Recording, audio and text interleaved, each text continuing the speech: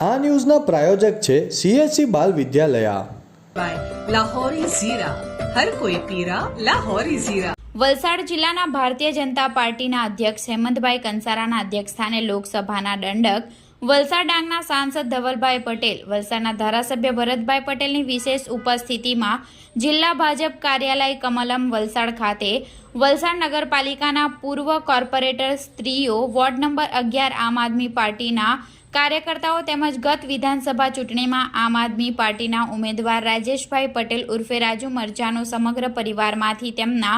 પત્ની અને પૂર્વ નગરપાલિકા સભ્ય શ્રીમતી મીરાબેન રાજેશભાઈ પટેલ તેમજ તેમના પુત્ર અને પૂર્વ નગરપાલિકા સભ્ય વિકાસભાઈ પટેલ અને તેમના પરિવારના સભ્યો વોર્ડ નંબર 6ના ભાજપના સામાન્ય શ્રી બેઠકના ઉમેદવાર ઉર્વી માલીના પતિ અને પૂર્વ નગરપાલિકાના સભ્ય યશેશ માલી આજરોજ કેસરીઓ ધારણ કરી વિધિવત રીતે ભારતીય જનતા પાર્ટીમાં પ્રવેશ કર્યો.